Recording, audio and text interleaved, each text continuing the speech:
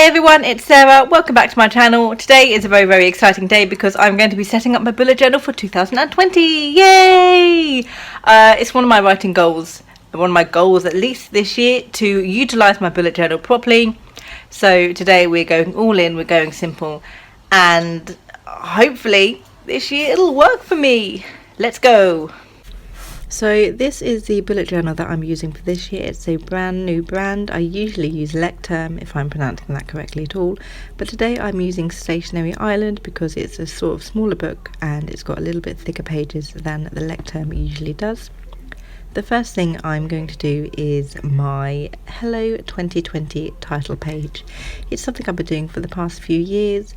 Usually they're a little bit more decorated, but this year I'm going for something a little bit more simple, a little bit more easy to do, in the hopes that, I'll keep using the bullet journal itself. The next thing that's going in is my future log. Now, for those of you who don't know what it is, a future log is basically a sort of a future calendar for you to use.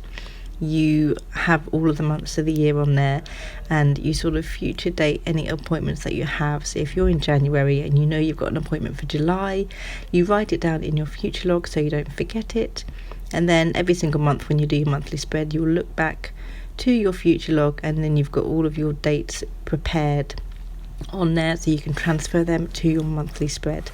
I have been doing this for the past few years, but I very rarely use it because I sort of do really overcomplicated coloured in dots sort of thing, which doesn't really work well for me because I forget to go back and check. I don't put my appointments on there. So this time I'm just doing it really simple, black and white, just a sort of small calendar for each of the months. And then in this space I've got, I'm just going to write down any and upcoming dates that I have, that I know about. Birthdays will definitely go on here, and any future appointments that I have, I'll just quickly jot down the date so I can sort of move them forward when I need to. One thing I'm very big on doing is overcomplicating things, and this time I'm trying to keep it as simple as possible. So I'm not gonna bother sitting here now and filling in all of the dates for all of the months. That's going to take way too long. So we're just going to finish off sectioning everything off into the right place, adding all of the months, and then we're going to move on to the next thing.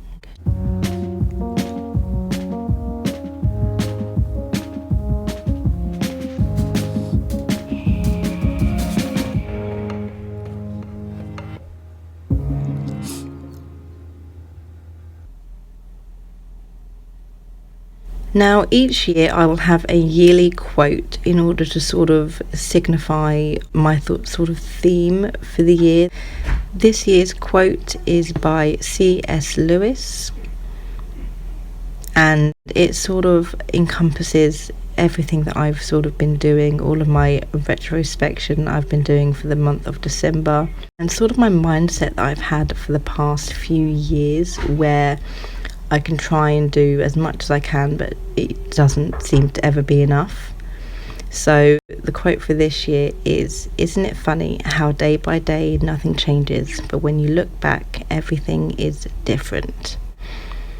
Which I thought was sort of the perfect quote for what I'm going for this year. The next page is going to be my affirmations, some sort of daily words and phrases I use to keep my motivation going. The next page I've got going on is my big theme for 2020. This is Hindsight 2020, which I'm still super excited that I came up with that. Like, obviously a lot of people probably have, but I'm excited that I thought of it. So this is where I'm just going to make space to put in all of my goals. They're very general goals, so they're going to be not specific. They're going to be sort of what I need to work on, and then I can break those down further into actual physical goals when I need to. So the 4 things I'm going to be working on this year for Hindsight 2020 are a healthier me, an organised me, a productive me, and a happier me. So these are sort of the 4 cornerstones of where I need to improve personally in my life and in my work. And then on the next page I'm just going to do a planner, so that's where I will further break down the sort of distinct goals I would like to have and then put them into where they need to go. Moving on, my next page, my very big page. This is definitely going to be one of my goals for the year 2020, even though I fail it every single year I've had it, and that is books to read. I fully intend to fill this out and actually complete the books I'm going to be putting on that page. I promise I'm actually going to do it. And then on the other side, I'm planning on doing my ideal day. I'm working on being productive, and I'm working on keeping to a schedule and making habits, so an ideal day is a perfect way for me to sort of think about what I want to do. The next 2 pages I'm putting in are budget and savings, because I suck at doing both. My husband sucks at doing both, and it's been sort of a point of talk that we need to sort of figure everything out. So everything I'm writing down is stuff that I really need to sort out with my life going forward. So let's hope it works. Now we're moving on from our 2020 setup straight into my January setup, because hey, January is maybe only now a couple of days away. It depends on when this video goes up. I am keeping my setup extremely simple this year as well. Usually I do a monthly spread, I'll do a weekly spread, and then I'll do daily spreads. I don't have the time or energy to do all of those. I mean, it's fun and I love the creativity of it, but having the monthly and then the weekly and then the daily, I don't utilize them, I don't fill them out. So I want to keep everything as simple as possible, as easy as possible, so I can, I can be creative with these further down the line if I choose to be. And so I have less to do, less to fill out, and sort of less things to work on. So all I'm doing for my monthly spread at least is a simple title page with the month and a sort of calendar on there. Whether I'm going to utilize the calendar or not and put dates on, I'm not sure. I probably will, so I can sort of get a general overview of everything that's going on.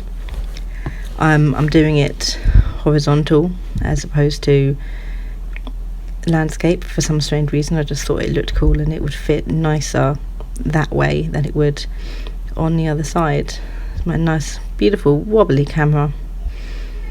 And then on the other side I'm going to separate it into my 4 goals that I'm going to have each month, not including my writer goals, because they are going to be on a completely separate spread. But the first I'm going to have is dates, the next one is goals for the month, the next one is my tasks, and at the bottom is my posting schedule for YouTube.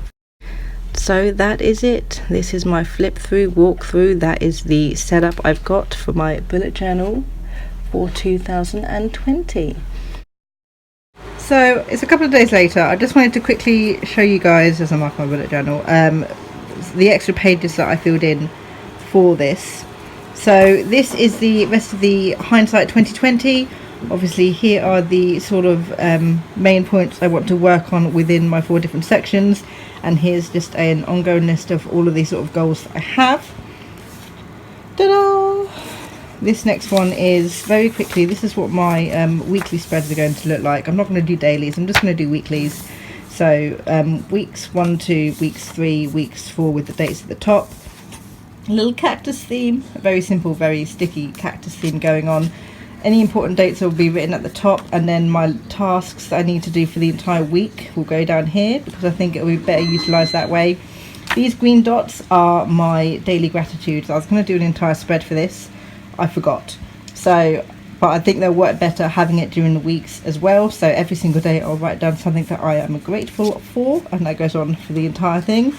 Here is my setup, my breakdown of my writing goals in 2020. Ignore the fact that there's a mistake there. I ended up writing 1 letter on each little box because it just looked cooler and I could fill out the box more that way.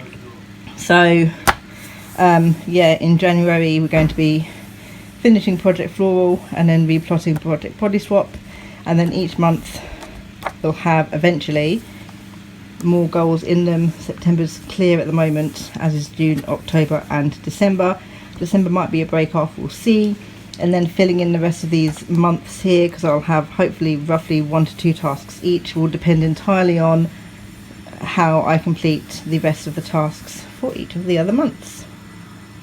So that was my setup of my bullet journal for 2020, plus I guess the setup for my January and my weekly spreads there.